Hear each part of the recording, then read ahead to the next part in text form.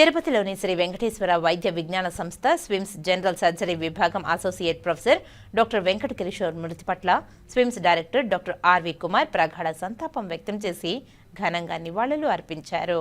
ఈ నెల సెప్టెంబర్ 25వ తేదీన గురువారం ప్రమాదవశాత్తు స్విమ్స్ జనరల్ సర్జరీ విభాగం associate professor doctor Venkata Kishore మరణించారు. ఈ సందర్భంగా స్విమ్స్ పాత డైరెక్టర్ కార్యాలయ ఆవరణంలో శనివారం ఉదయం ఏర్పాటు చేసిన సంతాప సభలో స్విమ్స్ సంచాలకులు మరియు ఉపకులపతి doctor RV Kumar, SVIMS dean doctor Alok Sachin, register doctor Aparna ఆర్బిట్లా,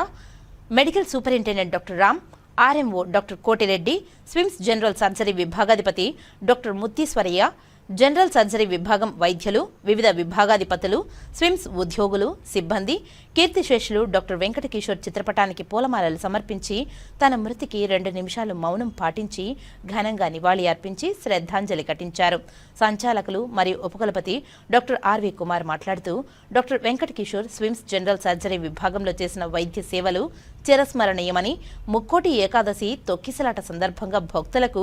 గణనీయమైన సేవలను అందించారని, ఆయన మరణించడం బాధాకరమని, స్విమ్స్ ఒక మంచి వైద్యుడిని కోల్పోయిందని ఈ సందర్భంగా వారి కుటుంబ సభ్యులకు తన ప్రగాఢ సంతాపాన్ని తెలిపారు. శ్రీ పద్మావతి మహిళా వైద్య కళాశాల ప్రిన్సిపల్ డాక్టర్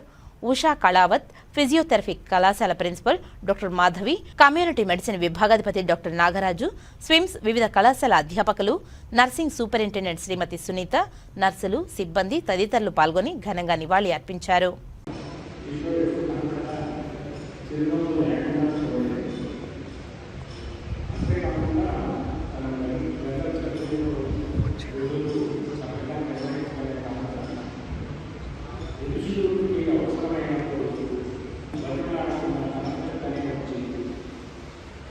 Untuk